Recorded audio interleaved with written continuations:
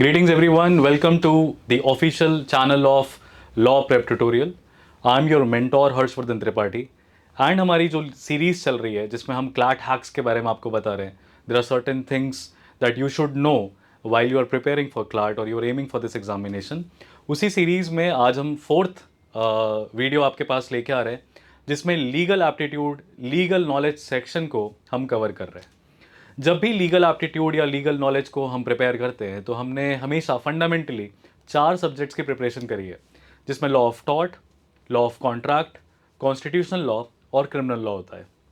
लेकिन 2019 के बाद से जब से क्लैट ने अपना पैटर्न चेंज किया है, पैसेज बेस्ड क्वेश्चंस वो पूछ रहा है, तो एक स्टूडेंट को ये पता होना चाहिए कि वो किस एग्जामिनिंग बॉडी से फाइट कर रहा है या उस एग्जामिनिंग बॉडी की एक्सपेक्टेशंस क्या है.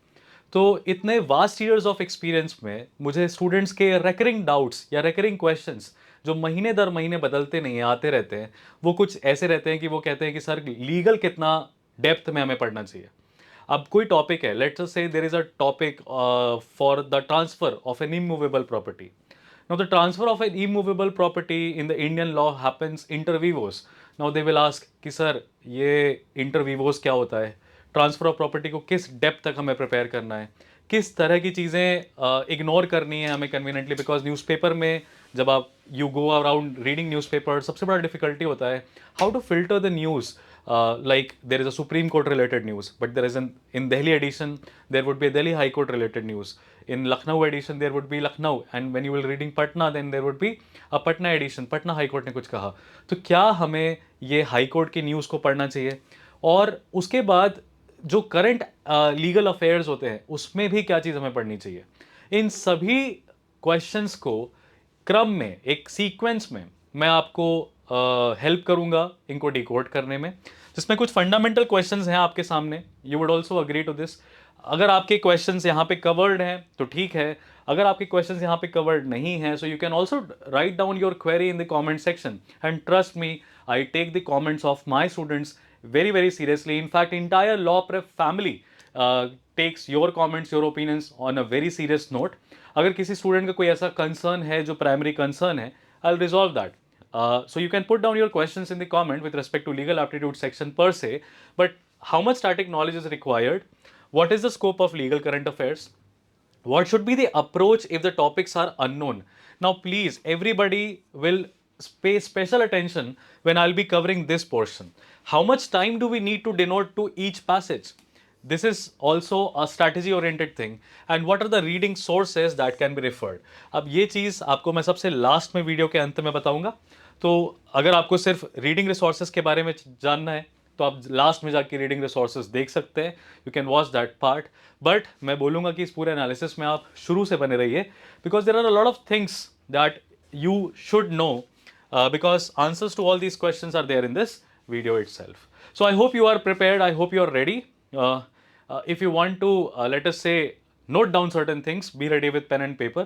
मान लो मेरा कोई strategy, कोई opinion आपको अच्छा लगे, so you can also write it down. Right? Now, what are we going to do right now is, मैं आपके सामने CLAT 2022, 2023, 2024 इन 3 साल के CLAT के पेपर को, लीगल सेक्शन को I'm going to decode before you, and I'm going to tell you the things that you should know. For example, first passage जो 2022 में आया था, that you will be finding कि it was from constitutional law, right? So that's one thing that we are going to note कि अच्छा ठीक है, constitutional law का स्टैटिक आता है. अब उसमें उसने पूछा क्या है, writ jurisdiction of high court का स्कोप पूछा है. अब ये writ jurisdiction of high court का स्कोप आप कॉन्स्टिट्यूशनल लॉ में कहाँ पढ़ते हैं? जहां कहीं भी आपने फंडामेंटल राइट्स के बारे में डिस्कशन किया है वहां पढ़ते हैं. जब आप आर्टिकल 32 को और आर्टिकल 226 को पढ़ते हैं, जहां पे आप 5 रिट्स के बारे में पढ़ते हैं, तो वहां पे आपको इनका स्कोप समझ में आता है. यूजुअली हमें ये पता रहता है कि जो पार्ट 3 होता है इंडियन कॉन्स्टिट्यूशन का, the part 3 that becomes suspended during emergency, है ना. लेकिन क्या आपको ये पता है कि during emergency the Supreme Court can not take up the matter under article 32 because it is covered in part 3 and which is suspended, but high courts under article 226 can entertain your writ petitions. You can say in the times of emergency, you can approach the high court and you can mention it to the high court that the state is curtailing your liberty, okay, and the writ of habeas corpus can therefore definitely be maintained. So देखो CLAT consortium क्या है, जब हम constitution law को law school में पढ़ते हैं ना, तो आर्टिकल 32 वर्सेस आर्टिकल 226 को तराजू में रख के कंपेयर कराया जाता है। आपकी कॉन्स्टिट्यूशन लॉ के टीचर्स आपको बताएंगे ambit of right to constitutional remedies की लिमिटेशंस कितना है, क्या स्कोप है। तो ये एक इंसाइट है जो कि एक क्लैट एस्पिरेंट को नहीं पता रह सकती। लेकिन अब आपने 11th-12th के लीगल स्टडीज के सिलेबस से देखिए तो हाई कोर्ट और सुप्रीम कोर्ट एक इंपॉर्टेंट टॉपिक होता है। तो विल फाइंड कि हाँ यार चलो ठीक है, फर्स्ट पैसेज में हमारा जो टाइम है वो कम लगेगा because we know things about what are the writ jurisdiction. Notice the second passage dear. Now second passage पढ़ते से ही स्टूडेंट क्या करेगा, जैसे ही 2022 में आप सेकंड पैसेज को देखिएगा आपको थोड़ा सा डर सा लगेगा बिकॉज उसमें स्टेट की पावर क्या है टैक्स करने की, किस हद तक वो टैक्सेशन लगा सकता है। क्या टैक्सेशन लगाना आपके प्रोफेशन पे, फॉर एग्जांपल पीपल पे इनकम टैक्स, पर हमें तो आर्टिकल 19(1)(g के अंदर कह रखा है freedom to practise any profession trade occupation. तो क्या हम काम करने की आज़ादी भी दे रखी है हमें, प्लस हम पे टैक्स भी लगा रहे हैं। सो क्या ये स्टेट कर सकता है कि नहीं कर सकता, this is a very basic constitutional debate, but then it was given in the passage. So again constitution law pe we have a second passage. Third passage again you will find that it was in the constitutional law and it is with respect to the reasonable restrictions under article 19 clause 2. आपको पता है कि आपकी 6 fundamental freedoms हैं। 6 fundamental freedom में से जब भी आपको इन फ्रीडम्स को एक्सरसाइज करना रहता है तो आर्टिकल 19 सब क्लॉज 2 के अंदर जो रिस्ट्रिक्शंस दिए हुए हैं, अगेंस्ट मोरालिटी नहीं हो सकता, अगेंस्ट पब्लिक हेल्थ नहीं हो सकता, पब्लिक ऑर्डर नहीं हो सकता, unity integrity of the nation नहीं हो सकता, it can't be defamatory, it can't be your fundamental freedom should not be inciting an offence and things like that. Okay, so reasonable restrictions कब लगा सकते हैं, किस हद तक लगा सकते हैं, ये आपको पता होना चाहिए। पता होना क्या चाहिए, पैसेज को आप ध्यान से पढ़ेंगे तो आपको पता चलेगा। लेकिन आप अगेन देखिए कि ये कॉन्स्टिट्यूशन लॉ से आया हुआ है। फोर्थ पैसेज बहुत डिस्कशन में था 2022 में, बड़ा ही हटके उन्होंने सवाल पूछा था।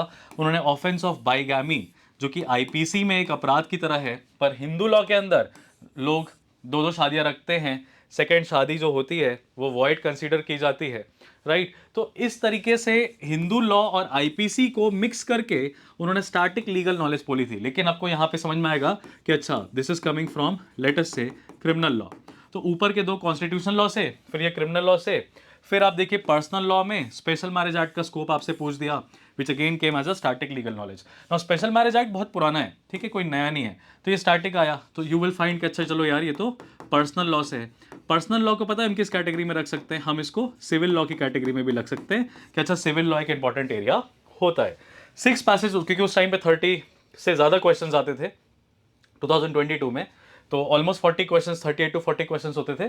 तो वहां पे देखिए, आप देखिए international law is also one of the scope and jurisprudence associated with international law, जहां पे statute of International Criminal Court that is Rome statute के ऊपर इन्होंने सवाल पूछा था, ठीक है, पैसेज दिया था मतलब। तो यार इंटरनेशनल लॉ तो हमने आज तक पढ़ा नहीं है ना, इसको तो हम लोग सिर्फ कहाँ पढ़ते हैं, जीके में पढ़ते हैं, या इसको हम लोग सिर्फ न्यूज़पेपर में पढ़ते हैं। बट ध्यान रखिए, आप क्लैट की प्रिपरेशन कर रहे हैं, क्लैट की प्रिपरेशन आप पिजन होल थ्योरी आपने सुनी होगी, कंपार्टमेंटलाइज नहीं कर सकते। आप ये नहीं कह सकते कि ये सिर्फ जीके के लिए ज़रूरी, ये चीज़ सिर्फ सीआर के लिए ज़रूरी, ये चीज़ सिर्फ लीगल के लिए ज़रूरी।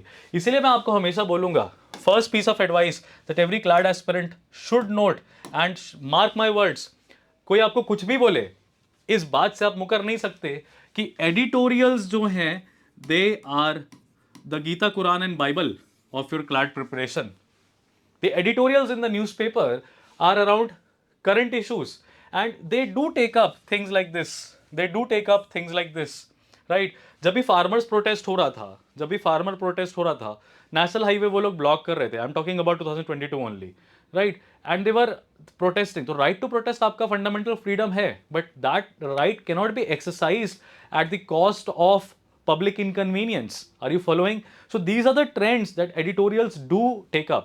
तो क्लैट 2022 में आगे भी और पैसेजेस आए, जैसे 7th पैसेज जो अगला पैसेज आया, that was basically talking about Indian Constitution, the aspects of Indian Constitution related to environmental law jurisprudence, right. इसमें यूनाइटेड नेशंस एनवायरमेंट प्रोग्राम से रिलेटेड आपको बताया कि एनवायरमेंटल लॉ। अब देखो एनवायरमेंटल लॉ से रिलेटेड एक बेसिक चीज क्या है, सबसे बेसिक चीज़ क्या है, जब भी आप बात करते हो फॉरेस्ट कंजर्वेशन की, ध्यान से सुनिएगा, जब भी आप बात करते हो फॉरेस्ट कंजर्वेशन की, तो फॉरेस्ट कंजर्वेशन आपको पता होगा कि इन्वायरमेंट से रिलेटेड है, और फॉरेस्ट कंजर्वेशन राइट इन्वायरमेंट के साथ साथ अपना डीपीएसपी में भी दिया हुआ है, ठीक है। तो ये डीपीएसपी भी है, क्या आपका है, ये डीपीएसपी भी है, directive principle of state policy भी है। फॉरेस्ट कंजर्वेशन करने के लिए सरकार को क्या करना पड़ेगा, फॉरेस्ट लैंड को क्या करना पड़ेगा, फॉरेस्ट लैंड को रिकॉग्नाइज करना पड़ेगा जंगल की तरह, यानी कि इस फॉरेस्ट लैंड को क्या करना पड़ेगा, जिसको हम कहते हैं नोटिफाई करना पड़ेगा as a forest area. Forest area को नोटिफिकेशन होता है फॉरेस्ट कंजर्वेशन एक्ट 1980 के अंदर। लेकिन जैसे ही किसी एरिया को फॉरेस्ट नोटिफाई कर दिया जाता है तो वहां पे ह्यूमन एक्टिविटी लिमिटेड हो जाती है। जब भी ह्यूमन एक्टिविटी लिमिटेड हो जाएगी तो वहां पे ट्राइबल राइट्स क्या होंगे, ट्राइबल राइट्स अफेक्ट होंगे।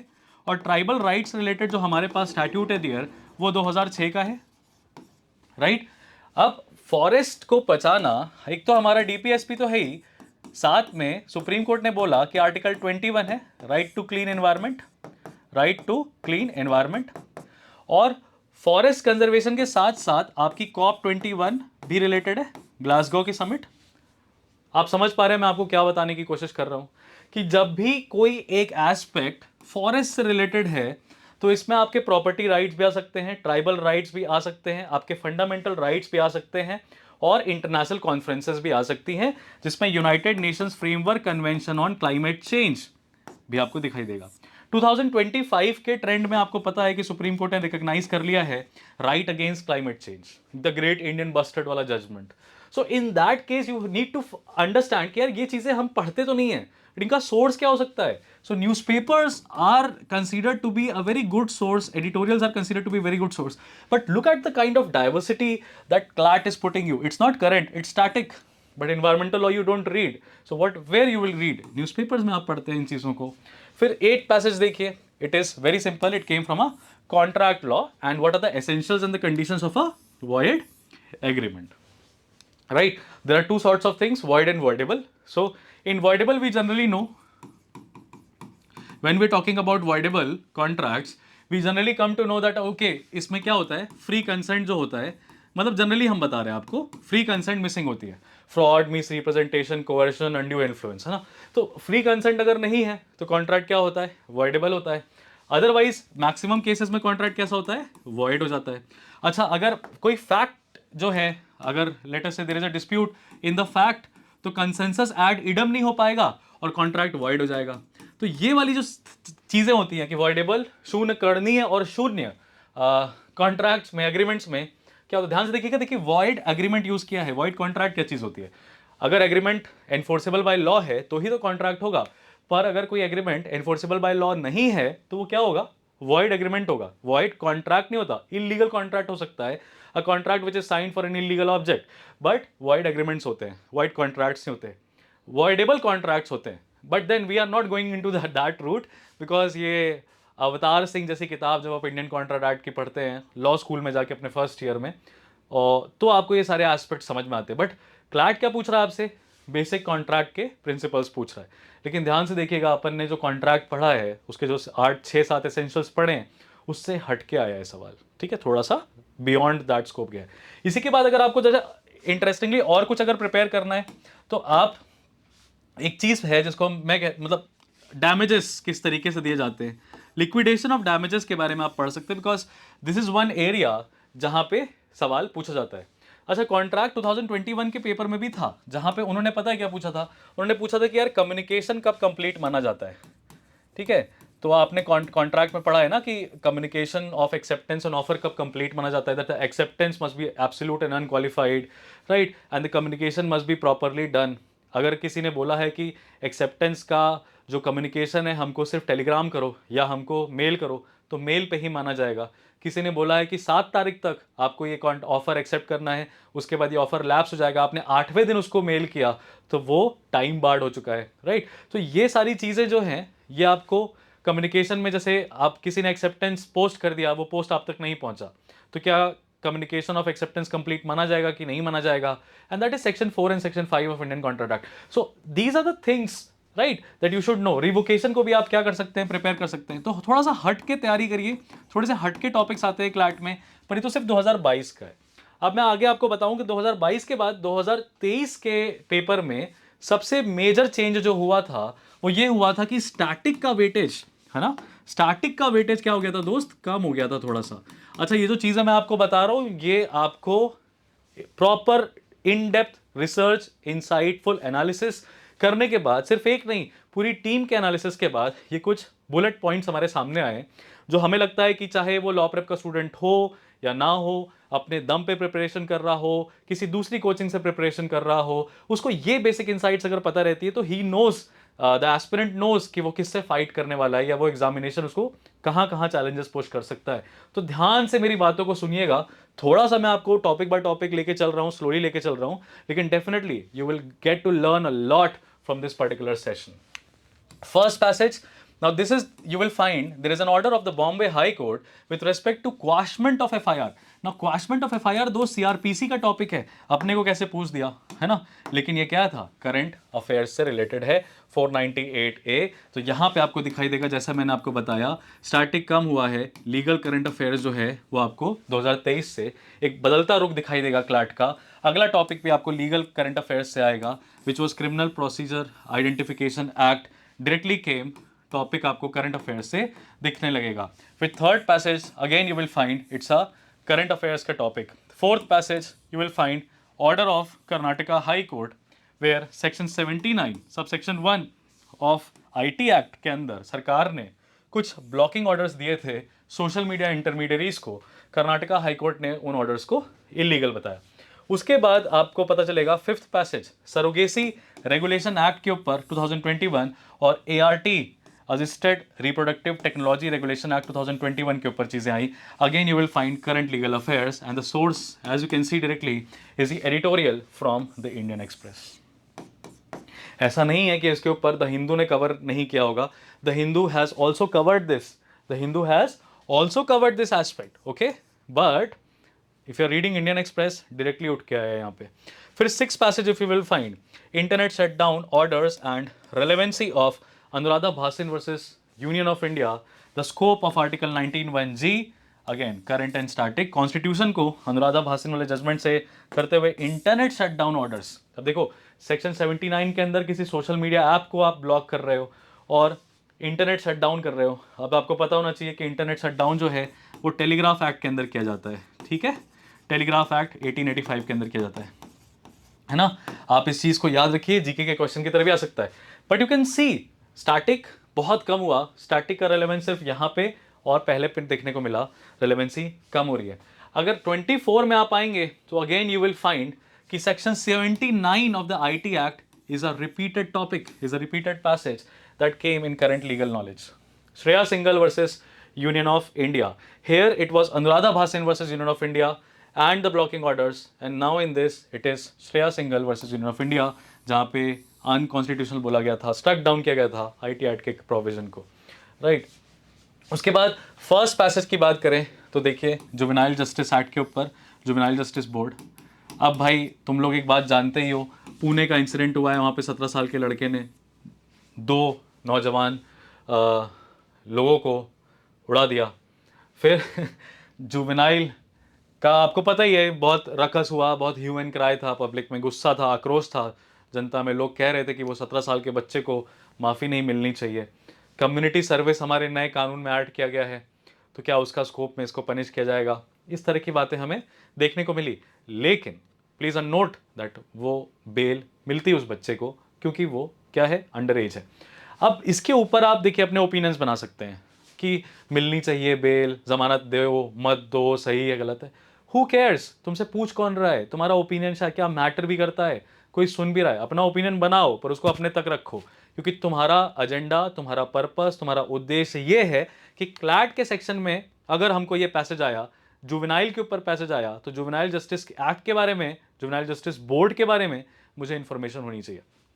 अब क्लैट ने अगर आपसे ऑलरेडी ये पूछा हुआ है तो इसके आगे आने के चांसेस भी बने रहते हैं, राइट, बिकॉज टॉपिक्स क्लैट में लीगल में रिपीट हो सकते हैं, सवाल नहीं रिपीट होंगे, पैसेजेस और टॉपिक्स रिपीट हो सकते हैं, पैसेज भी नहीं, टॉपिक रिपीट हो सकता है।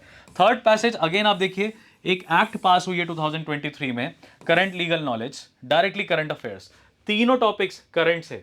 Digital personal data protection act 2023, again you will find it is legal current affairs, फिर से आपको दिखाई देगा कि लीगल करंट अफेयर्स से चीज आ गई।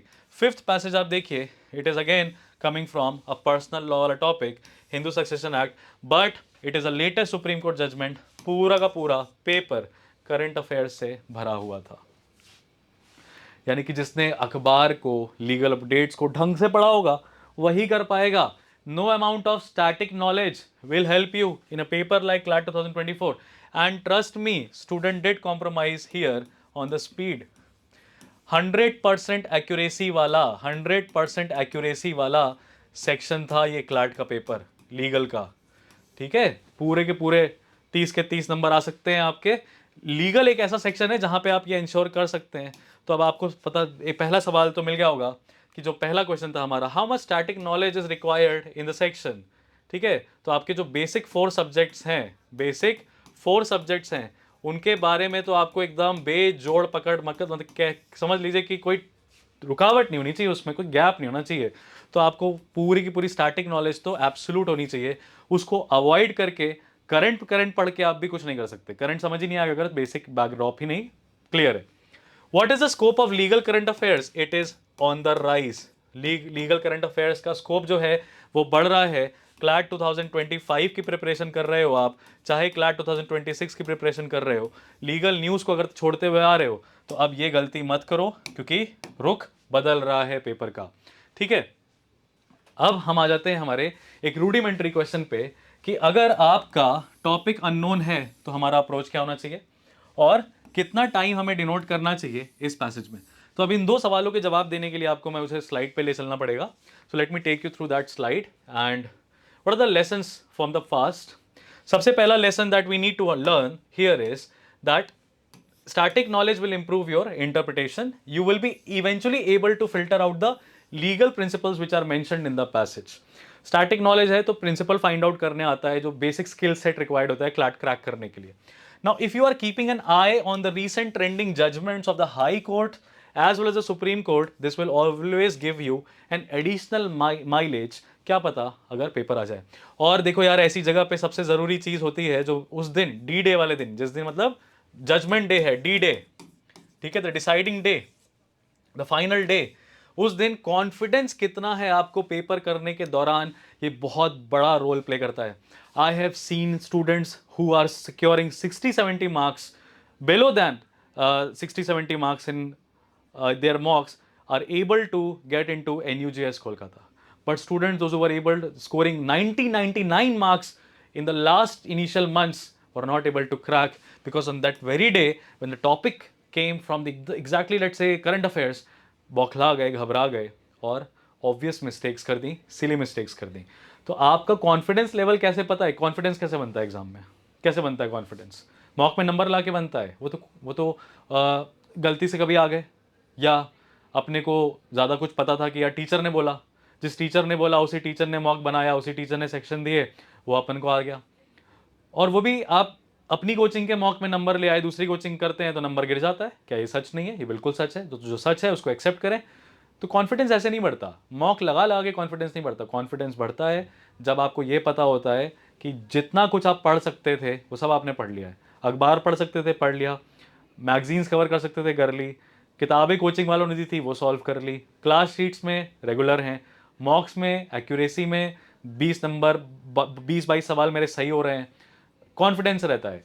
तो अखबार अगर छोड़ोगे तो कॉन्फिडेंस गिरेगा। उसमें भी लीगल एप्टीट्यूड, इस पर कोई फोकस करता नहीं है यूजुअली, लेकिन हमको एज ए क्लैट एस्पिरेंट निर्भर नहीं रहना है चीज़ों पे, हमें ध्यान देना है। इस इंसाइट के बाद बिल्कुल आपको समझ में आ गया होगा कि आप ध्यान दोगे जहाँ पे भी हाई कोर्ट और सुप्रीम कोर्ट्स की बात है। 2022 के बाद से देखा जा रहा है कि क्लैट करंट लीगल अफेयर्स को टॉपिक्स की तरह इंक्लूड कर रहा है। करंट लीगल अफेयर्स के ओवरआर्किंग कंजेक्चर्स होते हैं आपके स्टैटिक लीगल नॉलेज के साथ। जैसे आपका कॉन्स्टिट्यूशन का पार्ट 3 है, कॉन्ट्रैक्ट है, पर्सनल लॉ है, क्रिमिनल लॉ है, सबको रिलेट कर देंगे। तो आप एडिटोरियल्स को अपने स्टैटिक के साथ में लेके चलिए। जब भी अननोन टॉपिक्स आए तो ये याद रखिएगा कि उनका कोई ना कोई रेलेवेंस, कोई ना कोई कॉमन पॉइंट आपके स्टैटिक लीगल नॉलेज से होगा। तो अननोन टॉपिक को देख के घबरा नहीं जाएं, पहला पैराग्राफ नहीं समझ में आएगा, दूसरा नहीं समझ में आएगा, तीसरा पैरा आपको सब कुछ कनेक्ट करके बता देगा। जब भी अननोन टॉपिक्स आए तो आपको क्या करना चाहिए? स्टेप 1, आपको सबसे पहले पैसेज को स्लोली रीड करना है, because any way you know that जल्दी पढ़ोगे तो गलती करोगे, समझ में नहीं आएगा। स्लोली पढ़ के हो सकता हो समझ में आ जाए तो पांचों क्वेश्चन हो जाएं। अगर हमने स्लोली पढ़ा और उसके बाद पैसेज नहीं समझ में आया तो हमसे क्वेश्चन हो नहीं पाएंगे। तो नॉनदलेस पैसेज को आपको बहुत इत्मीनान से पढ़ना है, राइट?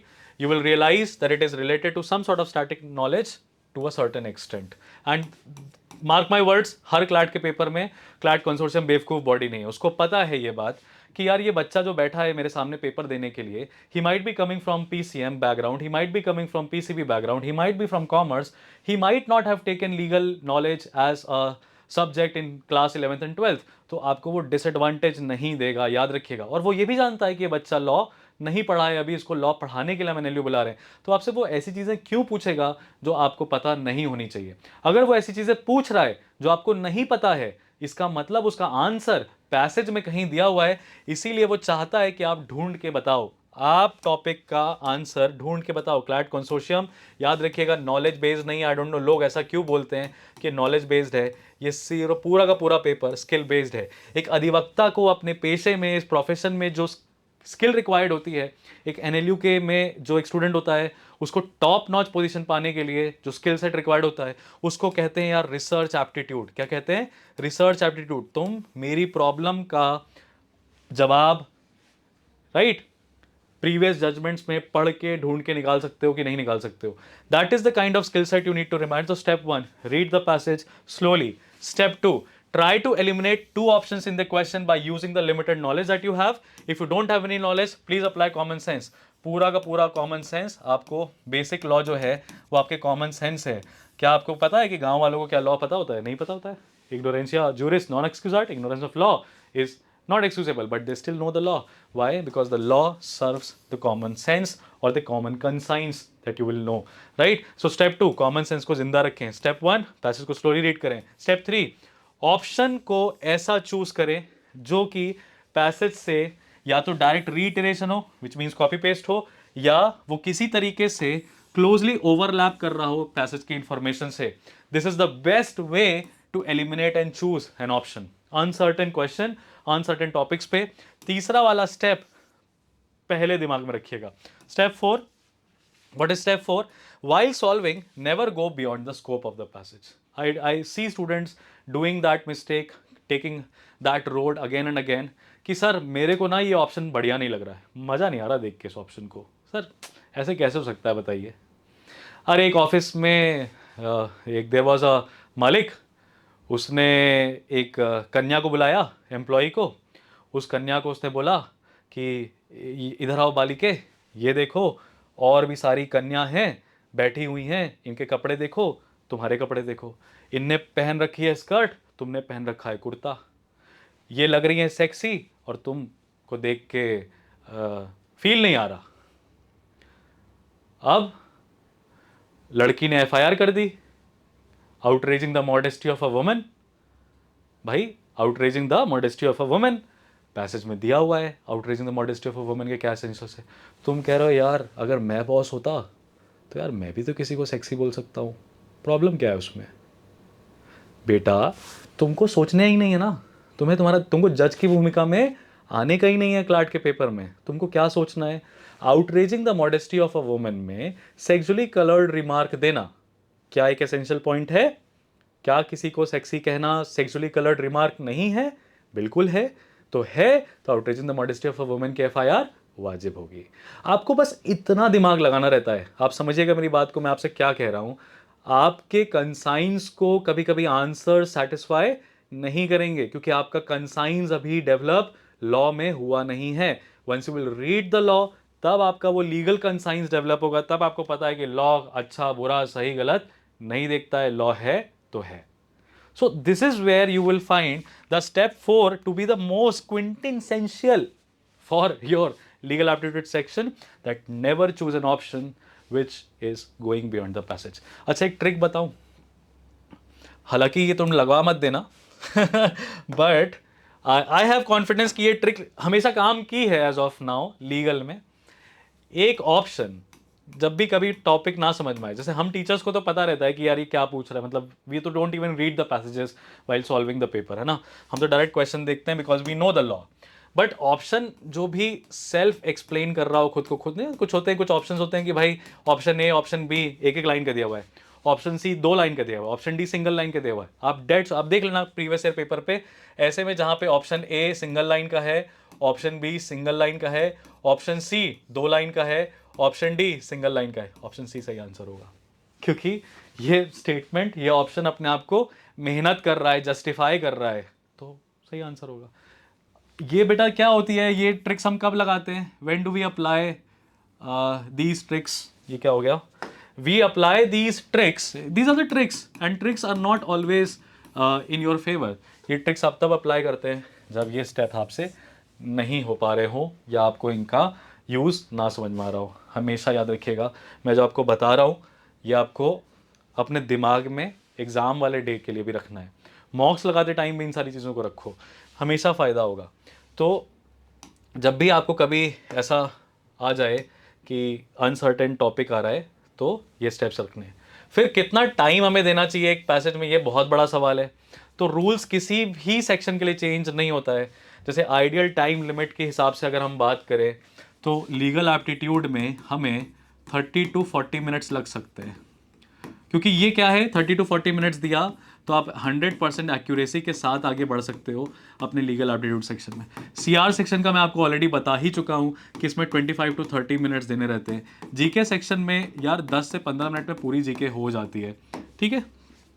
तो ये चीज़ों का ध्यान रखना है आपको, because I am telling you about legal aptitude, CR and GK, so these are the things. हमारी इन सीरीज़ में हमने इन 3 सेगमेंट्स को कवर किया हुआ है। हमारा 12 लेक्चर्स का ये पूरा सीरीज़ है। Some are short videos, some are long videos, but again very very insightful for you. Definitely इससे आपको बहुत कुछ सीखने को मिलेगा। हमें एट मैक्स 7 मिनट मिलता है एक पैसेज को सॉल्व करने के लिए, रीड करके सॉल्व करने के लिए, बट हर पैसेज में अगर 7 मिनट दिए तो रेस के बाहर हो जाएंगे, इसीलिए एवरेज 5 मिनट है। घड़ी में 5 मिनट से ज़्यादा किसी पैसेज पे जाने लगे तो आपकी घबराहट बढ़ जानी चाहिए, और आपको ये दिमाग में करना चाहिए कि अगले 1 मिनट में इस पैसेज को निस्तारण करना है, इसको रिजॉल्व करना है, सॉल्व करना है।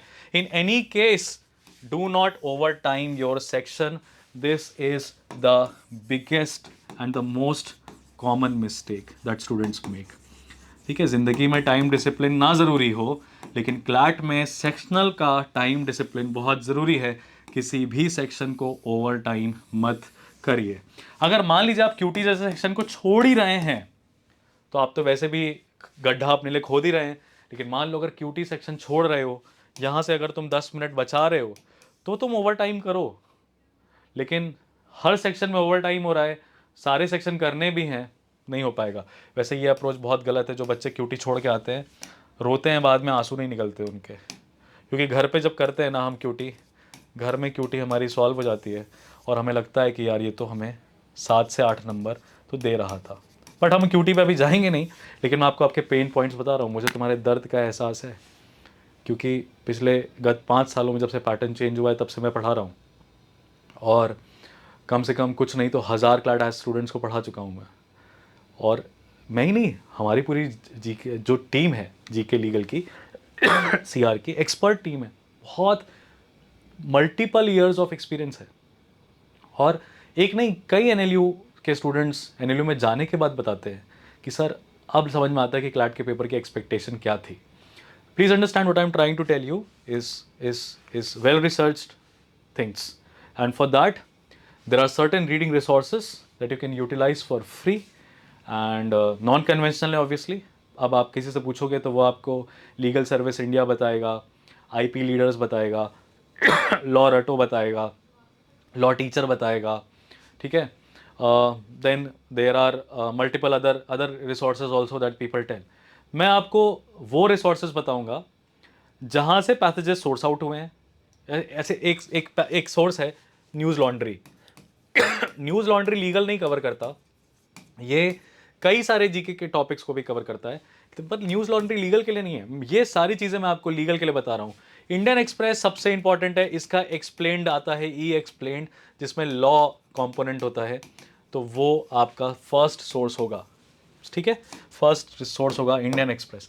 भाई बहुत अच्छा है ये इंडियन एक्सप्रेस का ई एक्सप्लेन्ड, इसका लॉ 100% है कि अगर कोई भी टॉपिक तुम सर्च करो, कोई भी करंट लीगल का topic, you search it from Indian express, will get it. ये आपको कह सकते हो क्लैट में रिफ्लेक्ट हो चुका है।